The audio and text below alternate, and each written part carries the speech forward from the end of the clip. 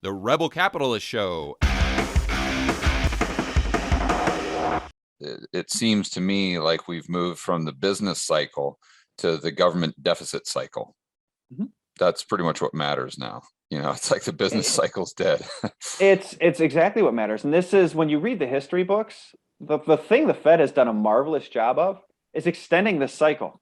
And they've done it in a number of different ways. The expansion of paper derivatives. I mean, it was interest rate derivatives, right? They took out the bond market vigilante. So once you had interest rate derivatives, who needs to sell bonds? You can just buy interest rate derivatives, and then that sort of blew up spectacularly in '08 because no one knew who owned what and what have you.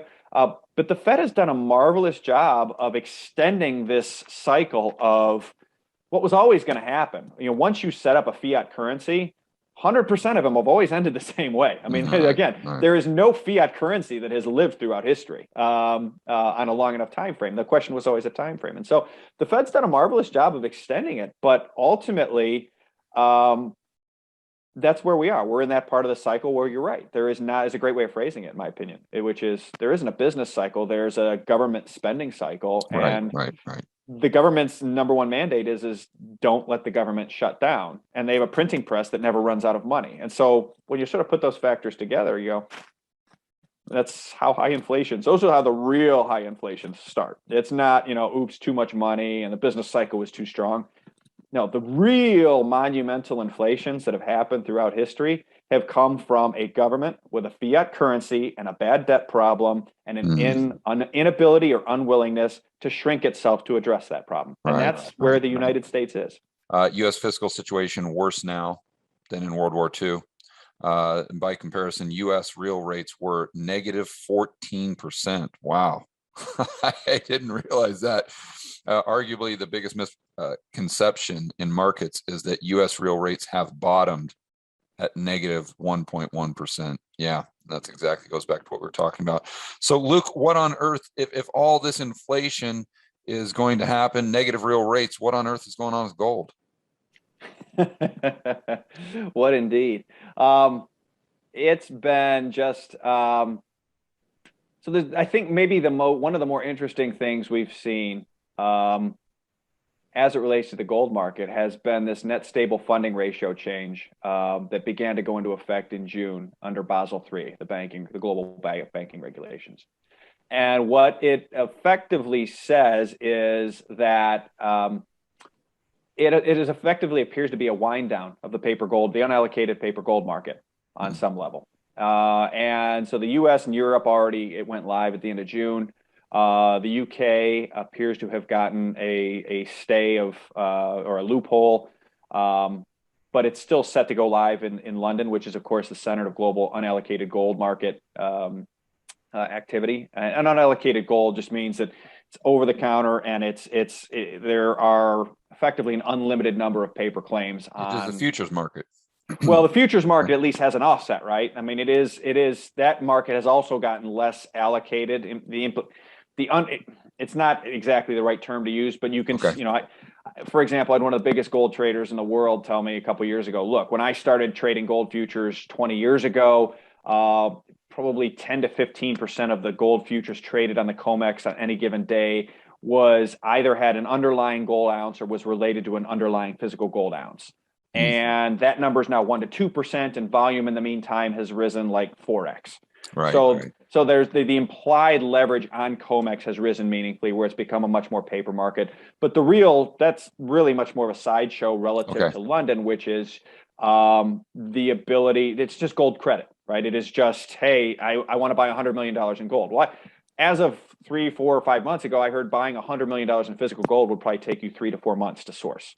You want to buy $100 million in credit gold, if you're a big fund, you can call up, big bullion bank in London, say I want 100 million in gold, boom, they can have you done instantly. That's credit gold. And there'll be some sort of offsetting. So they're just giving them a receipt saying we owe you 100 million in gold.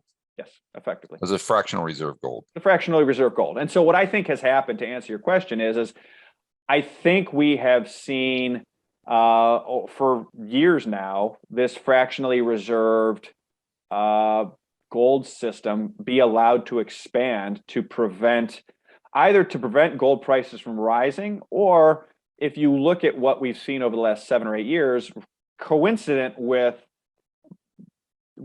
foreign central banks stopping to buy treasuries, foreign central banks beginning to buy a lot of gold. Right. And so to me, there's one of two possible interpretations. One, to just hold gold down so that, basically if there's more demand for gold, one of two things can go up: the price of gold or the amount of claims on the underlying gold. Those are the only, and the release valve has been the number of claims on underlying gold. The other interpretation of that is the reason the claims have been allowed to rise on gold is so that the gold can move to where it's needed to be before some sort of systemic reset. In other words, they don't want, if historically the way these sovereign debt problems have worked out have been by devaluing fiat currencies in aggregate against something else on central bank balance sheets. The only thing on central bank balance sheets that could serve that is gold. And so if you're going to do that, if that becomes inevitable, as what we just discussed suggests, it is now inevitable. We're at the 130% debt to GDP on the reserve currency that underpins all other currencies. It is inevitable. We can say, okay, is it going to happen next week? Is it going to happen in 5 years, 10 years? I don't know, but it's inevitable. Mathematically, 98% of the time for the past 200 years, and we've gotten here, this is how it goes. So you could make the case, I think, that the reason that they've allowed paper to expand to keep gold from rising despite everything we're seeing has been they need the gold to move to where it's supposed to be before some sort of systemic reset. Because again, gold is a very political market. It is not some free market. It is a political metal. And so if you're going to reset the system using gold, it's not like the US can just say, well, we're going to buy it all and then we're going to control you all again. That's not how it's going to go. It's, the US has to have some, the Chinese have to have some, the Russians have to have some, the Europeans have to have some, the Japanese have to have some. It has to be sort of proportionately, it's not like they're going to allow 3 hedge funds to buy up all the gold ahead of the central banks doing that. That's not the type of market it is. So conspiratorial, yes, possibly. But I think that the direct answer is I think the reason why it hasn't done anything is you've seen the expansion of paper derivatives. I mean, and the reason that makes sense is look at everything else.